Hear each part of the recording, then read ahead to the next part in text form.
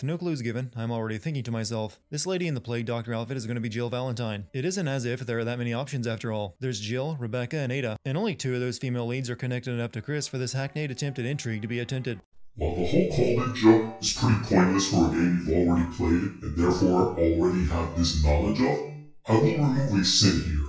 This would have been a far more effective reveal if Capcom couldn't have spoiled it with their blatant advertising and revealing footage.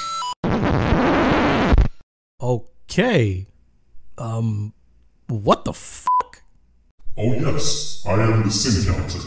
I previously revealed to you I was alive.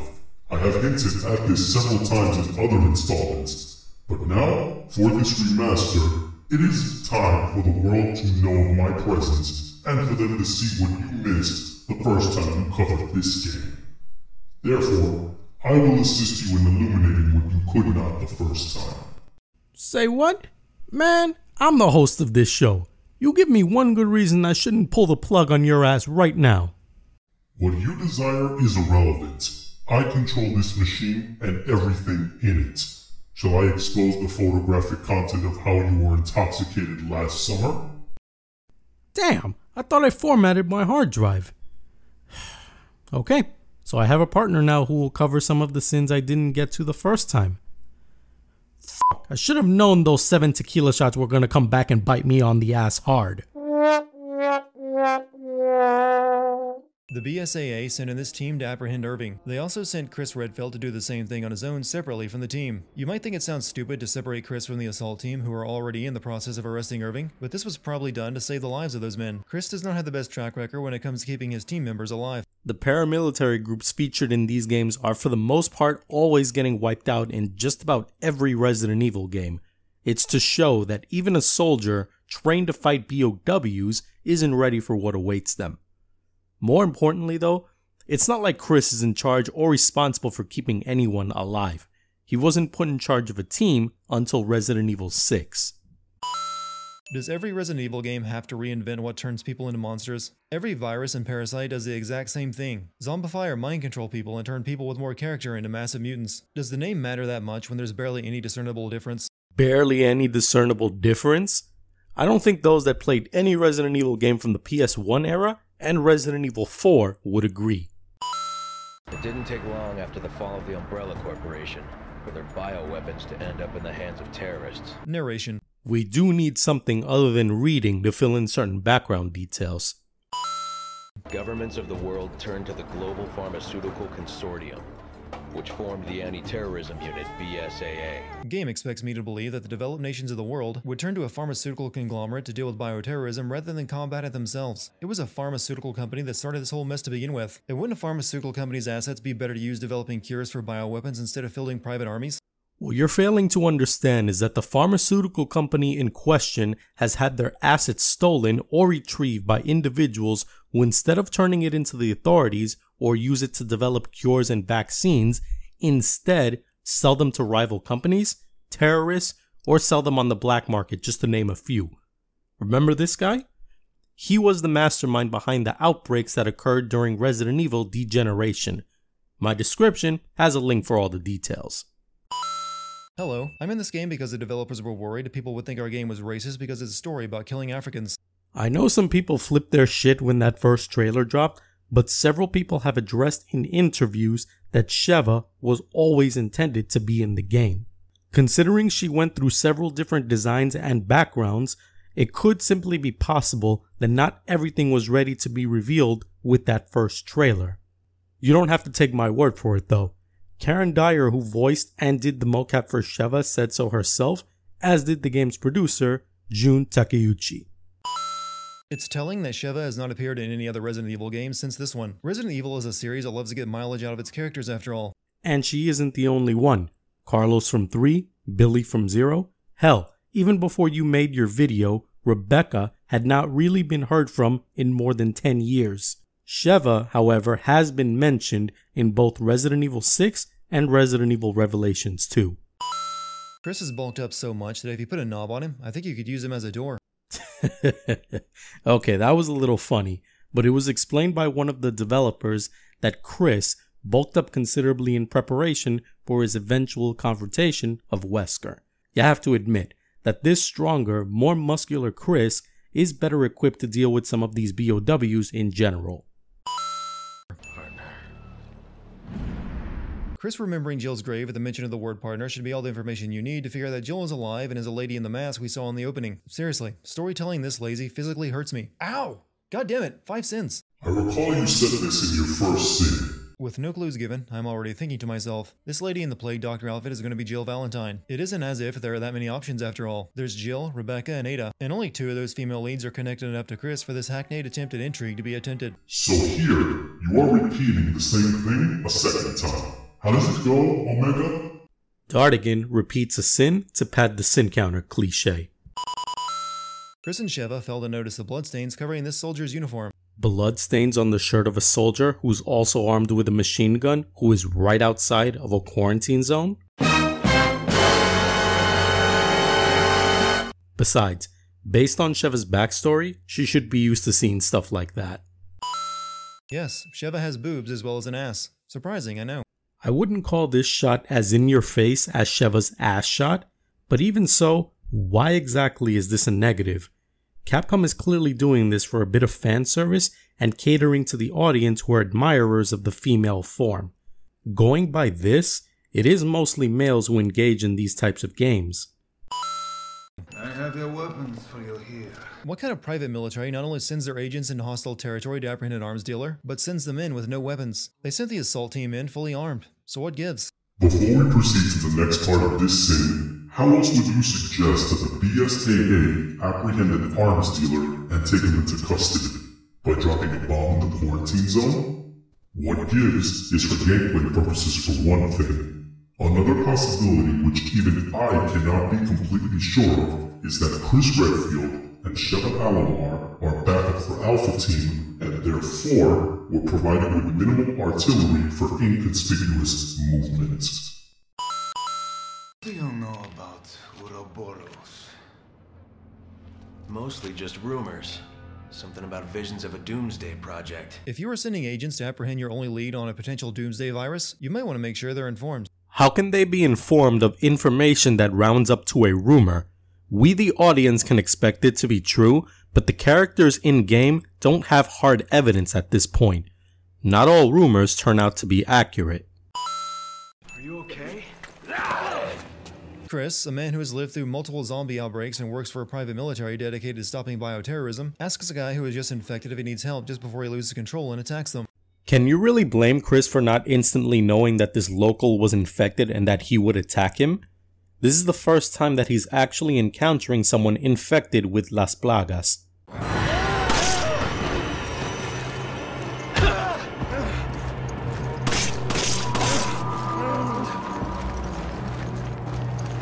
What the hell just happened? They didn't move like any zombies I've ever seen. This whole town's gone to hell. The people here, they're acting like those Ganado detailed in the Kennedy report. And aside from that, there's something new, something we've never encountered before. There's so little going on in the first half of this game that I'm actually at a loss to find things to sin. I know it's bad, but I'm drawing a blank through all of this. The first 3 hours of this game is nothing but Chris and Sheva walking around and fighting villagers. So little going on in the first half of the game? Dude, did you play this game yourself? Sure, it throws away the formula of survival horror the series is known for, and trades it in with survival action that started with Resident Evil 3 Nemesis, but the action is very entertaining and gives the player something to do and keep up with. Wait a minute. That's the... Yeah, let's not save that guy's life. He only works for us. Now this is where I made a small mistake when I first covered this sin. I called Reynard the Butcher when he isn't actually that. Actually, the Butcher works for the BSAA just like Chris and Sheva. He's basically a spy for the BSAA, collecting intelligence from other spies working for him, and this includes the local Butcher, who is a different character altogether. Nevertheless, the rest of this sin is still the same. Reynard works for the BSAA like Chris and Sheva. He doesn't work for Chris and Sheva. And Chris likely did not intervene because he realized that they could not do anything to save Reynard without dying alongside him. It's not reflected well in the gameplay that follows, but there's a huge number of Magini in this area along with the Executioner, and all that you're armed with this early on a new game are a couple of handguns and a couple of grenades. I'm not sure how this guy with a microphone spotted them through the window. The world in this game is so brown and desaturated that Chris and Sheva blend in with the background half the time. I've seen compost heaps with a better color scheme. I see. The sin goes to overall art design and lack of color saturation, as opposed to the agitator Regini being able to see Chris Redfield and Sheva Alomar in the dark house while wearing sunglasses. Do you remember that fight in the village at the beginning of Resident Evil 4? Just go replay that instead of playing this inferior copy of it. I honestly had no major issue the first time I played this section. In its own ways, it's tense and nerve-wracking. But I do see the similarities between this and Resident Evil 4, and I do agree. The predecessor handled this similar section you're describing better than this one. So, one sin removed. Help! Somebody help me! This girl has no bearing on the plot, dies as soon as you meet her, and accomplishes nothing by being in the game. I have no idea why the game wastes your time making you try to save her. This game does not give the player an option to save this human female. What is it you speak of? This human, identified as Allison, is only in this section to serve a purpose as an introduction to the cephaloplaga that erupts from her neck. Unless she is terminated with a neck break or throat slit.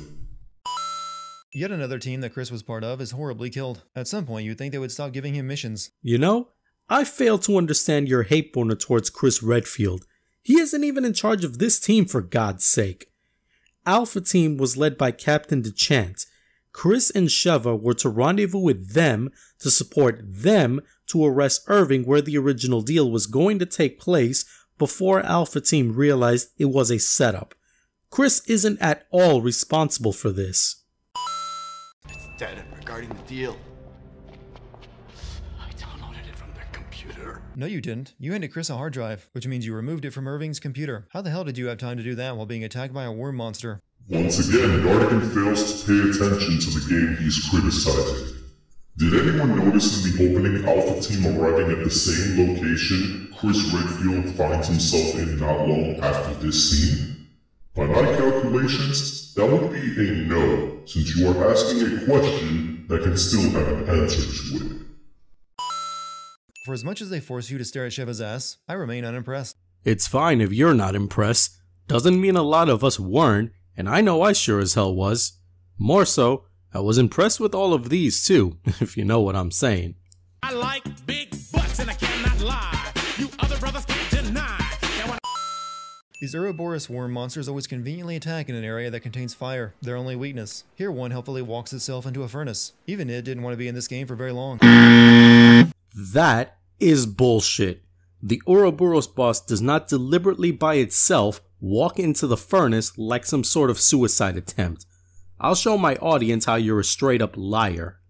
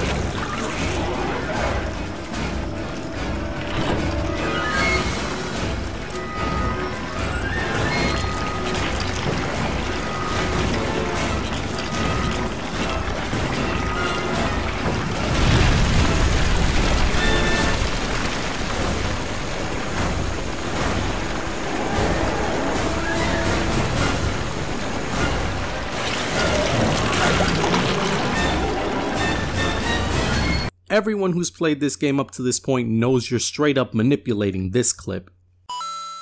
Our transportation has been taken out too. You are standing right next to working Humvees, and you have a helicopter flying around assisting you. I don't think that's what Sheva meant.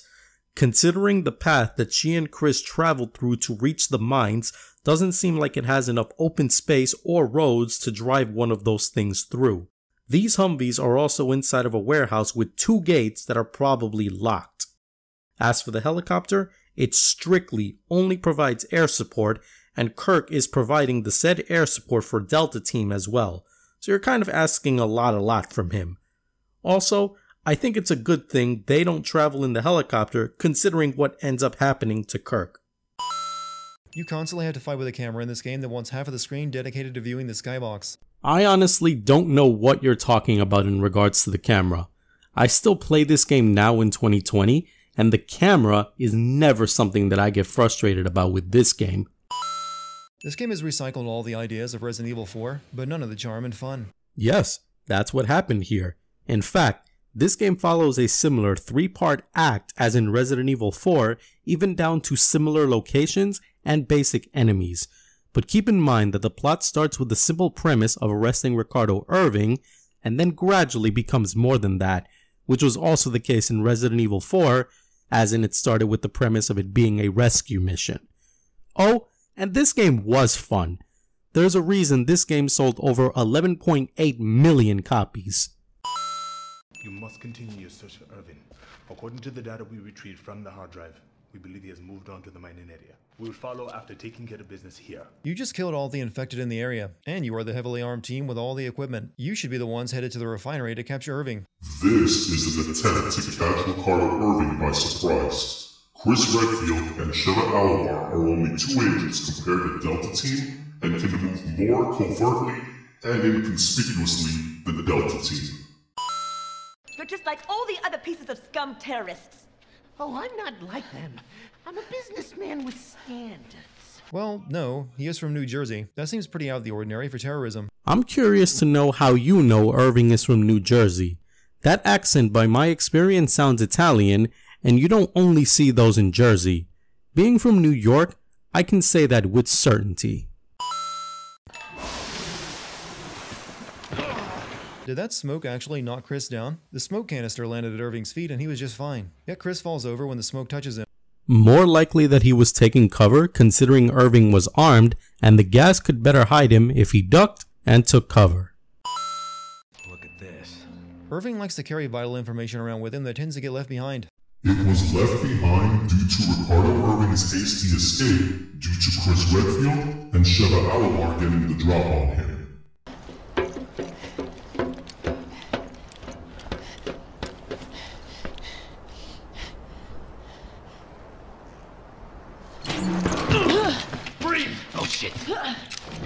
So you must be Irving. Wow, perceptive, aren't ya? This guy died from drifting too hard around that corner. How exactly do you know that again?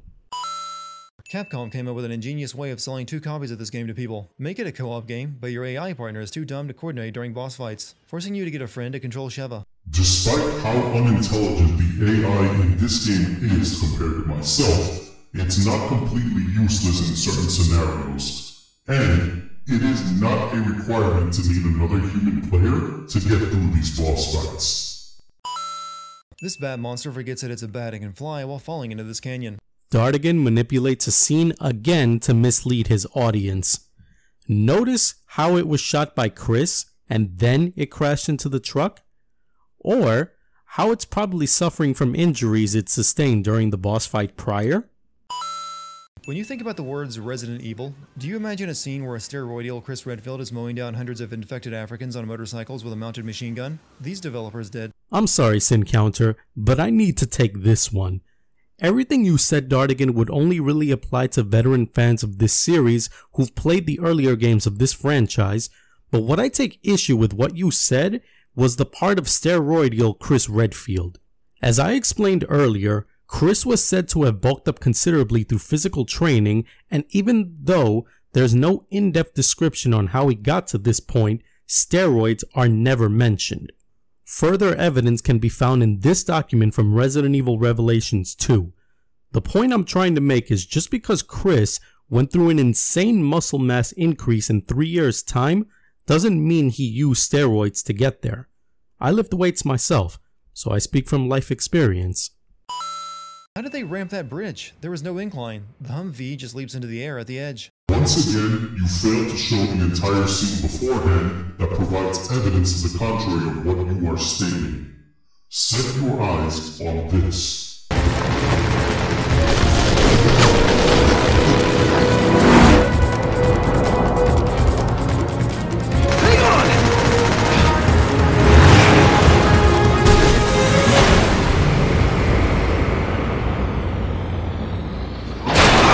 As Omega has stated before, Dartigan manipulates a scene to mislead his audience yet again.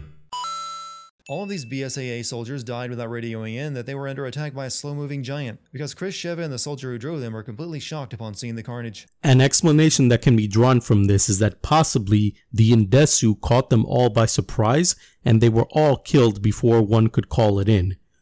Before the night transition though, when you're shooting at Maginis on motorcycles, you hear this.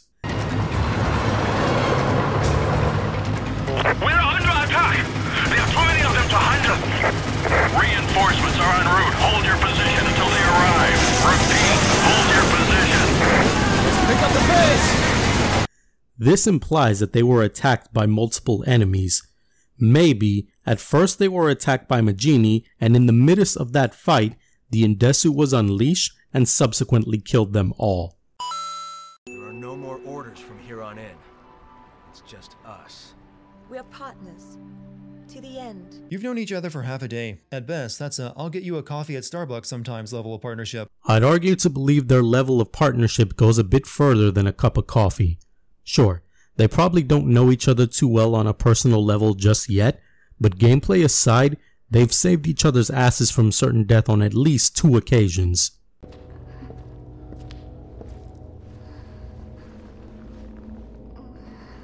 you okay?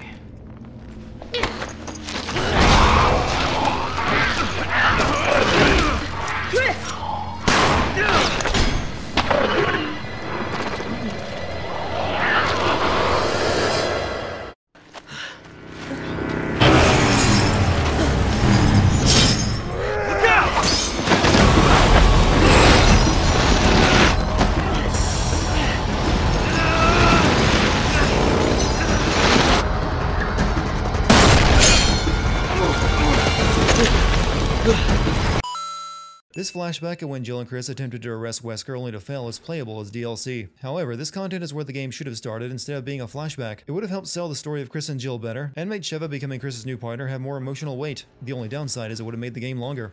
Making a game longer is a bad thing?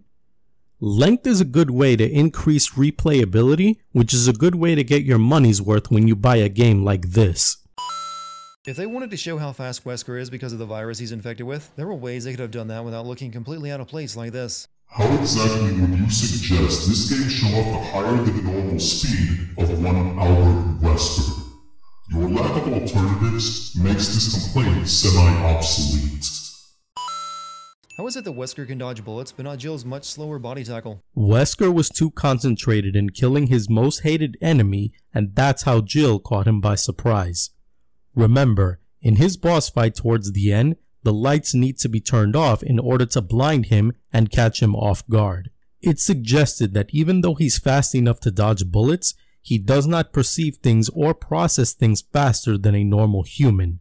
I should note, however, that this point can be debated because his boss fight mechanics are a little inconsistent throughout the 3 times you fight him before he mutates. 7 minutes. 7 minutes is all I can spare to play with you.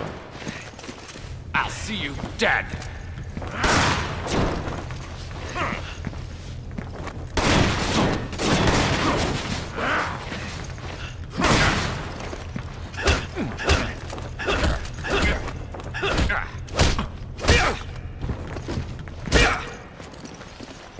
Ignorant creatures. Jill and Wesker survived this. Yes, Jill's survival is incredible, but it's likely that whatever they landed on, Wesker took the full blunt of the impact since Jill was holding on to him from behind, and that could explain why she wasn't killed on impact. Also, she survived because Wesker wasn't killed and he gave her medical attention. But, really? You're surprised Wesker survived? Jill's body was never found and she was presumed dead. Why would Jill be presumed dead if her body was never found? She fell off a cliff. It's pretty easy to find a body in that situation. And if both Jill and Wesker's bodies were never recovered, then they should be presumed alive. Oh boy, there's a lot to unpack here everyone, so strap in. First, Jill was presumed dead because the BSAA conducted a search for 3 months and found absolutely nothing. Her body, nor any of her personal effects were recovered, and 3 months is a long time. When it comes to military personnel, this is how it goes down. If you're not found after some time has passed, then you are presumed to have been killed in action. Another possibility that could have factored in the conclusion that she was dead is where they landed.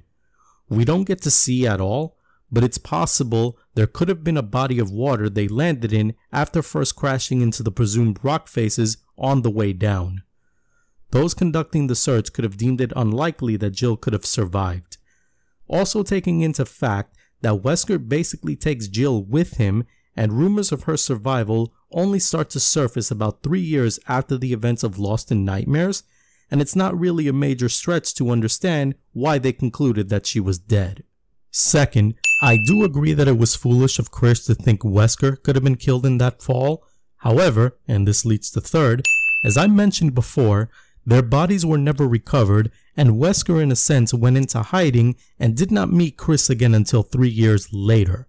We last met at the Spencer estate, wasn't it? Still foolish of Chris to think Wesker could have been killed. Shit, Wesker. I thought he was dead. But I can see why the BSAA came to this conclusion. What about you? Why'd you join the BSAA? Bioweapons were responsible for the deaths of my parents. In other words, they didn't even try to make my backstory unique. The problem I have with this sin, Dartigan, is that you say that Sheva's backstory isn't unique, and I have to point something out. Sheva's entire backstory, dating all the way to her childhood, is explained pretty detailed in the files of this game itself. You don't have to go on the internet to learn about this character. My question to you is, how many other games in this franchise has gone the mileage to give us so much of the character's history? My point is that maybe we should know more about some of the other main characters before you try and jump to conclusions like this. How did you get here? We were at the port when we were attacked. And then, well, I ended up here. That explains it. I mean, he only got from the port to the middle of a swamp with no boat and inside this factory ahead of Chris and Shiva, who were well ahead of him. I do note that Josh Stone is being vague about how he arrived here, but it would be exceptional if you could share with all of us how you know that Josh Stone arrived here without a boat. It looks like Irving is trying to blow up the place and make his escape. Why does he need to blow up an oil refinery before escaping? Can't he just escape? He can't really be worried about evidence in this situation. He expects most of the world's population to be dead in a few weeks and himself among the people controlling everything left. You're not keeping up, are you?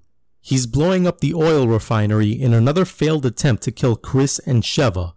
Who do you think was responsible for these three? Splendid timing! You two are just in time for the fireworks show! Being from New Jersey is my entire character. I honestly can't tell you a single other thing about Irving. I don't even know what he was doing in this game that made him so bad. Since you're not paying attention, I'll go ahead and tell the audience. Ricardo Irving is a black market dealer, and he was employed by Tricell. It's implied through the game's files that he was the one who initially brought Las Plagas into Africa, though that seems unlikely. And he's done plenty in the game up to this point, considering he unleashed 3 major BOWs that led to the deaths of the Alpha and Delta teams. Technically, it was Joe Valentine who was responsible for the Ouroboros monster in the warehouse with the furnace. Yes, Encounter, that part is true, but Irving was the one who deliberately set that ambush plan into motion. Shiva, do you read me? I secured a boat. I'm on the other side of the dock. Get here on the double. I couldn't possibly drive the boat over to you at that other dock. You'll have to run here in under 1 minute before the place explodes while fending off crazed people trying to kill you. Josh is by himself, and he protects the boat due to it needing to be released from the port. You can see Chris doing this in the cutscene when he and Sheva arrive. Although Josh isn't directly attacked by Maginis, they are in the area and can easily overwhelm him since he's only armed with a handgun. It makes sense that he protects the boat while Chris and Sheva make their way to him. Question: who's steering the boat during all of this? We don't see it in any cutscenes. However, there is such a thing as autopilot, even for boats. I don't care what parasite Irving injected himself with, you are not gaining a blue whale's mass in seconds. You should care, since the plaga that Irving injected himself with is an experimented dominant plaga that causes an uncontrollable and extreme mutation in the host based on their will. The form they can take can also be affected by the environment.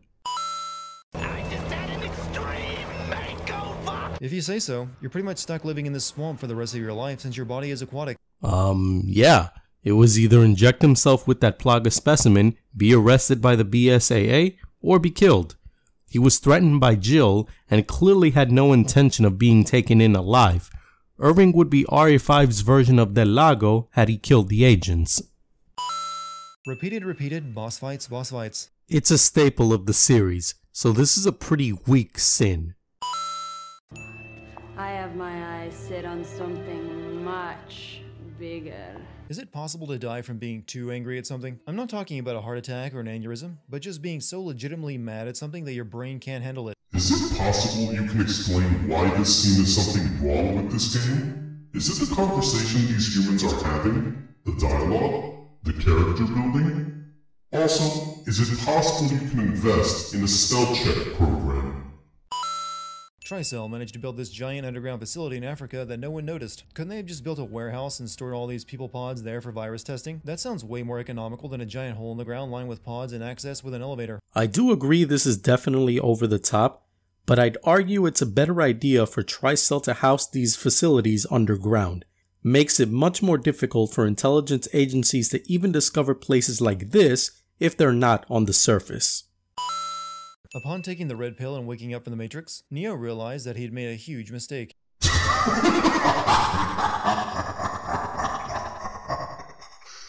Very well, human. One sin removed.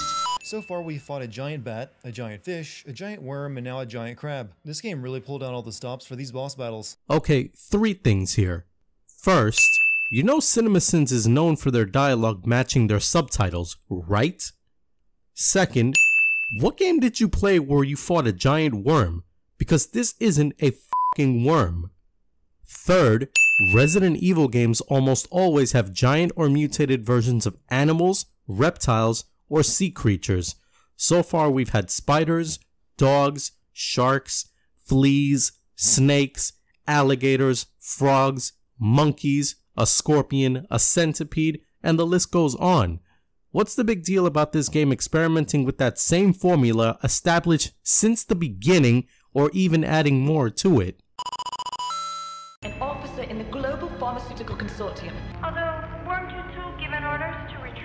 So it was you! This is supposed to be some kind of double cross since Excella runs Tricell's Africa division, which I guess is part of the consortium that funds the BSAA, but the game never showed her running anything and Chris didn't even know who she was until Sheva told him. And this just makes me wonder why, if she can have the BSAA order Chris and Sheva to withdraw, why didn't she stop them from going on the mission in the first place? So the fact that Chris doesn't know the CEO of a division, a company that helps fund the organization he works for, is a huge issue?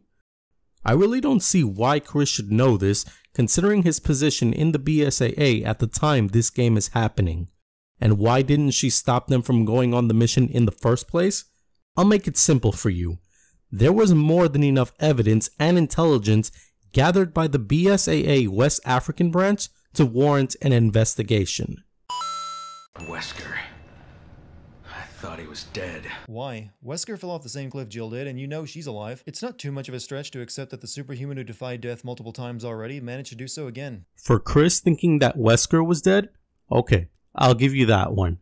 But in Chris's defense, the reason he likely thought Wesker was dead was mostly because Wesker has not resurfaced at all in the 3 years between the events of what transpires at the Spencer estate and the events in Kijiuju. Since the BSAA could not find either Jill or Wesker's body after the fall, I can see why Chris thought that. I should also point, however, that you said this before. Jill and Wesker survived this. So should he have survived it or not? I'm getting mixed signals here. Evolution. It's a philosopher's stone, one that will choose through DNA who shall proceed to the next stage. My vision and his combined. This game's plot is nothing but villain buzzwords. This video is nothing but nitpicks, scene manipulations, and lazy criticisms that can be explained by paying attention, knowing the lore, and doing some proper research.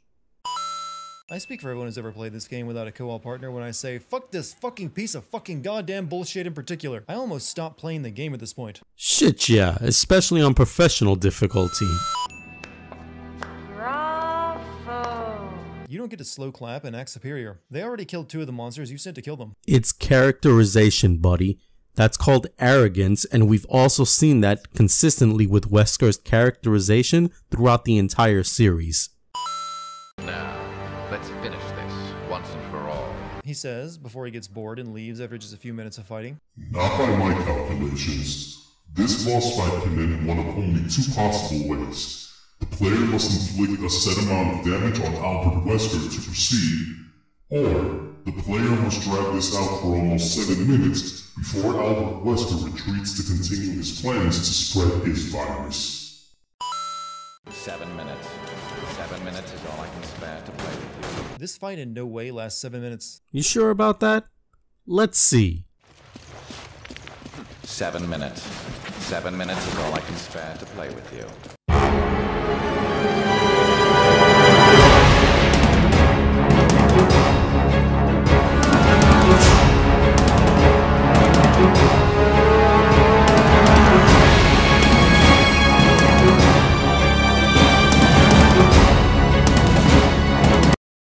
Oh, playtime is over. How fortunate for you.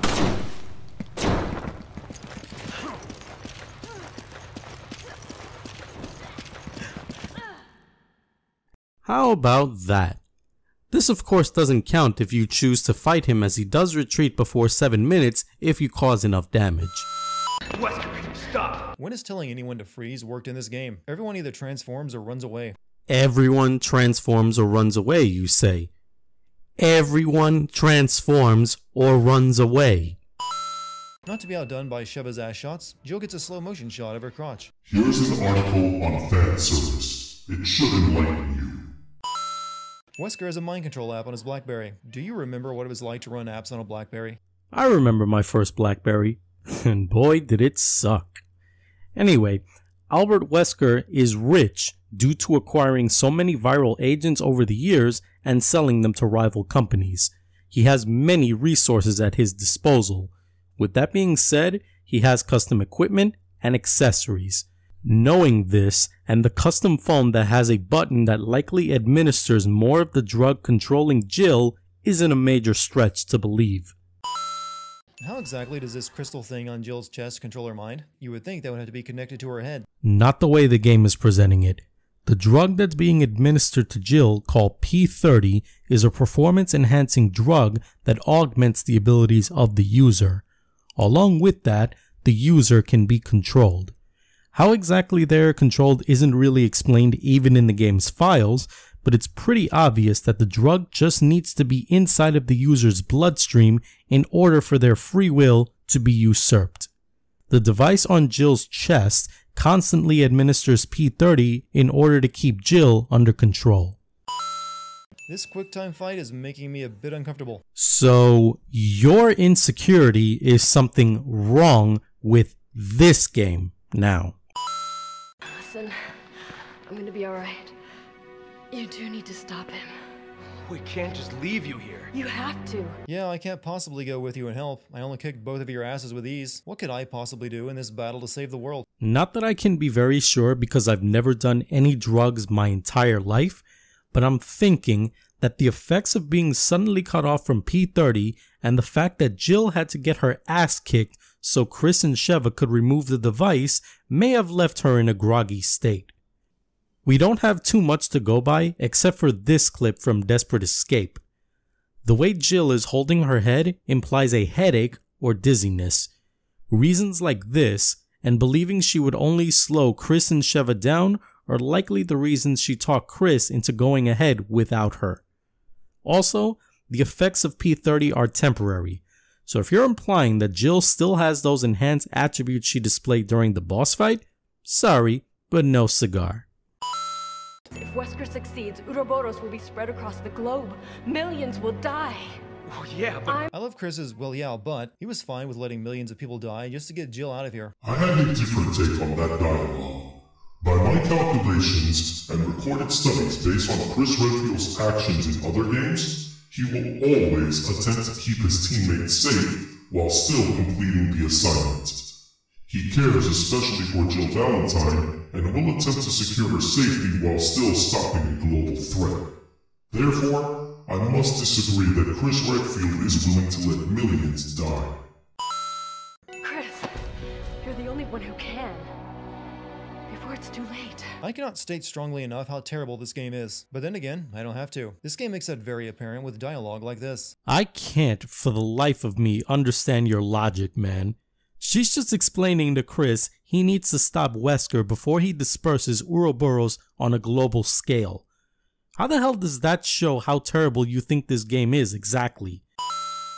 You're our only hope to survive this. Then why don't you help them? She got her ass kicked by Chris and Sheva, and she was suddenly cut off from her drug supply.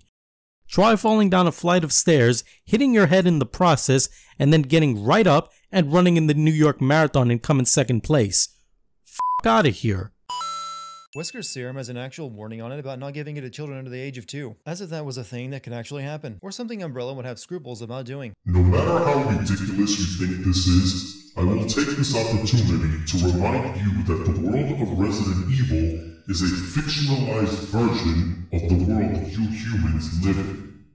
Tricell has a pharmaceutical division. They create products for the general public. If a product they manufacture presents a danger in some way or form, it must contain a warning label. It is one of your federal laws. What if Albert Wesker's serum could have been mixed with something entirely different intended for a human child? The consumer can easily sue. So, you've made it this far. Too bad you won't make it much further. They've only made it past hundreds of my men, several monsters we've sent to stop them, a brainwashed Jill Valentine, and a fight with me. And every time I assumed their death was a certainty, but my confidence is not shaken at all. Again, that's called characterization, and that's consistent with his character. Characterization is not a goddamn sin. Ironic, isn't it?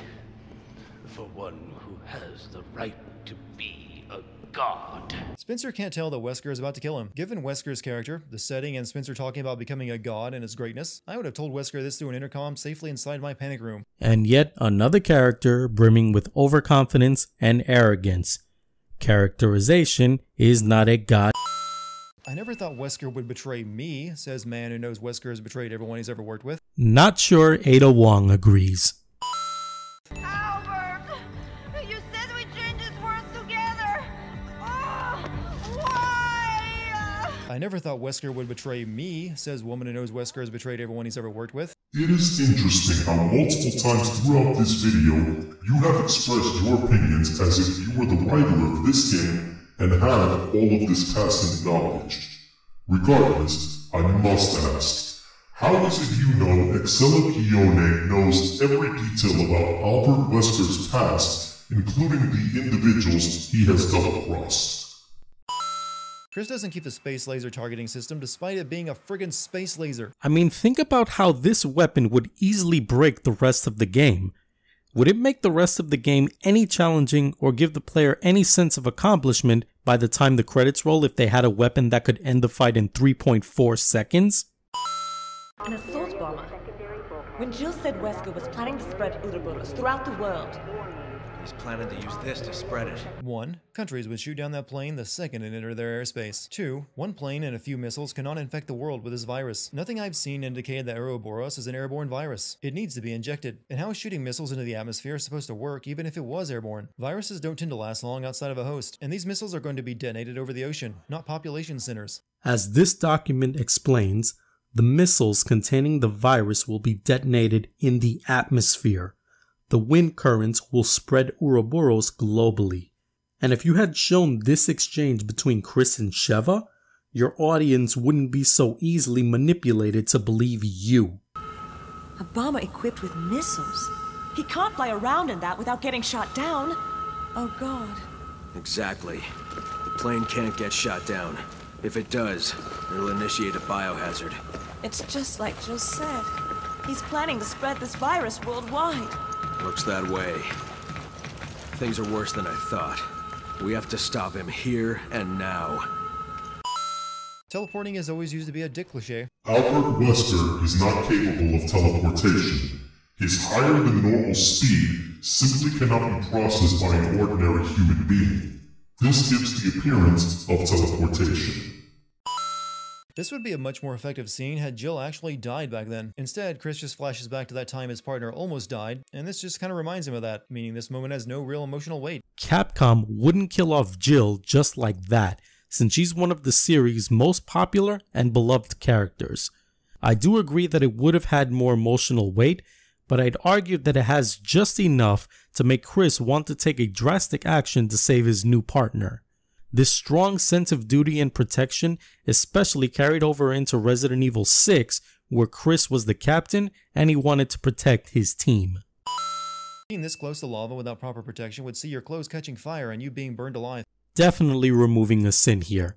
This is just way too over the top. Ouroboros, son. They writhe in response to physical trauma.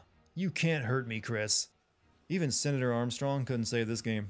The light exists on a higher echelon than humans with greater than average intelligence. Even I cannot begin to comprehend what this is about.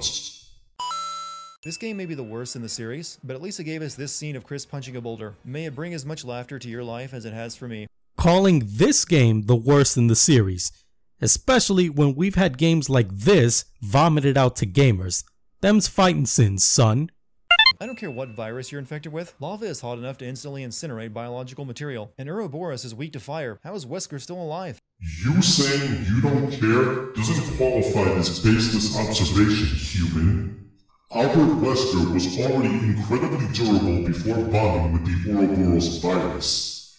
It's entirely believable that after bonding, his durability increased even more, especially considering fire is a huge weakness to these mutations. Time's up, you son of a bitch. This game was so awful that I'm honestly even more impressed that Resident Evil 7 was good enough to bring the series back from the brink. As far as I've seen going by the reception of this game, it was really Resident Evil 6 that had a more polarizing reception and really made Capcom put the brakes on the series. Sure, Resident Evil 5 started to accelerate the game's new way over-the-top action, which eventually led to Resident Evil 6, but Resident Evil 5 was much better well-received critically and commercially over Resident Evil 6. More and more I find myself wondering if it's all worth fighting for. For a future without fear? Yeah. It's worth it. Your dialogue sucks, and you should feel bad about that. Your spelling sucks. You should be embarrassed about that. Flying off into the sunset cliché. Human? That is the sun rising. May I suggest a return to science class?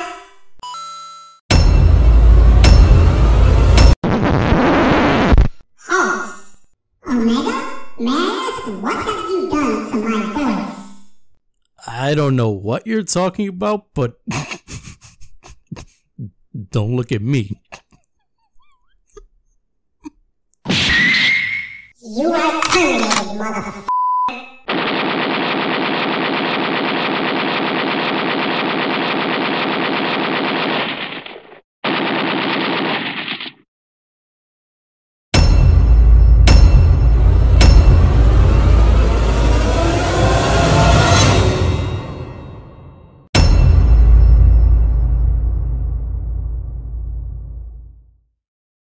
Phew, don't worry guys, it missed me. Anyway, I really hope you guys enjoyed this remaster of my first Everything Wrong With video. It's always an exciting challenge to make these projects, and no matter how small or large my audience is, I will continue to make more of these. The truth and facts are never overrated, and for video games, I will keep them coming. I also have to thank the people who participated in the poll I mentioned at the end of my video on Resident Evil Revelations. It means a lot that I do have people who watch and enjoy this series enough to participate and work with me to keep producing this content. With all of that said, it's finally time for me to officially announce the winner of that poll and confirm what Dartigan video I'll be tearing apart next.